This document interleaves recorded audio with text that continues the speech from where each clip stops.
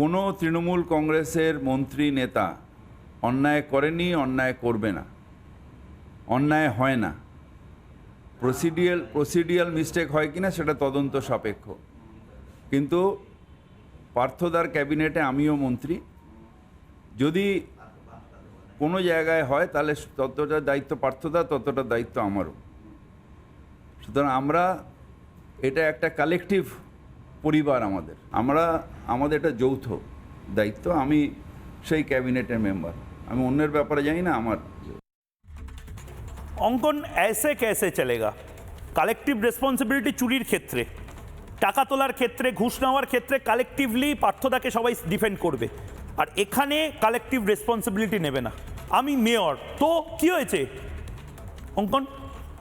না, প্রথম কথা, তৃণমূল কংগ্রেস এবং মমতা বন্দ্যোপাধ্যায় বুঝে গেছে যে বাংলার মানুষের জীবনের কোনো মূল্য আমরা দিতে জানি না, এবং এর পরেও আমরা আমাদের শরীরী ভাষায় এই ঔদ্ধত্য রাখবো এবং ভোটে জিতবো।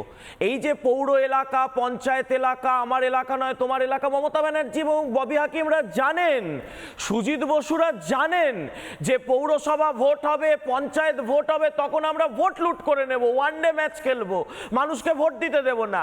তারপর সারা বছর পরিষেবা দেওয়ার কি রয়েছে? এই কলকাতার বুকে আজকে যে যৌতুকগৃহে আমরা রয়েছি, বা গোটা বাংলাটাকে যে যৌতুকগৃহে বানিয়ে রেখেছেন মমতা বন্দ্যোপাধ্যায় এবং তৃণমূল কংগ্রেস জানে যে এর পরেও আমরা যখন মানুষের সামনে যাব, আমরা মানুষকে বিভিন্ন বিভাজনের রাজনীতি দিয়ে, বিভিন্ন ভুল বুঝিয়ে, বিভিন্ন ভয়ের বাতাবরণ তৈরি করে ভোটের ইস্যু এগুলো হতে দেব না। কিছু বাঙালি, গরিব বাঙালি, তারা পুড়ে মরবে, মরুক, আমাদের কি যায় আসে? আমরা বিভিন্ন অজুহাত তৈরি করব। আজকে কলকাতা মানুষ, আমরা রাজধানী শহরের কথা বলছি, গ্রাম বাংলার কথা ছেড়ে দিন, কলকাতার মানুষ শেষ 6 মাসে কি দেখলো? জমা জলে বিদ্যুৎ স্পৃষ্ট হয়ে বাঙালি মারা যাচ্ছে, 20 জনের ওপর বাঙালি কলকাতায় মারা গেল, কলকাতা শহরের উপকণ্ঠে মারা গেল। মমতা বন্দ্যোপাধ্যায় কার্নিভালে ব্যস্ত থাকেন। এখানে বাঙালি মারা যাচ্ছে কিভাবে না, আগুনে ঝলসে পুড়ে দগ্ধ হয়ে মারা যাচ্ছে। তৃণমূল কংগ্রেসের নেতারা কি করছেন, তারা কি অজুহাত দিচ্ছেন?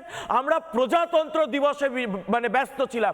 আরে কোন প্রজাতন্ত্র দিবস পালন করছিলেন যেখানে আপনার রাজ্যের প্রজারা ঝলসে পুড়ে মরে যাচ্ছিল?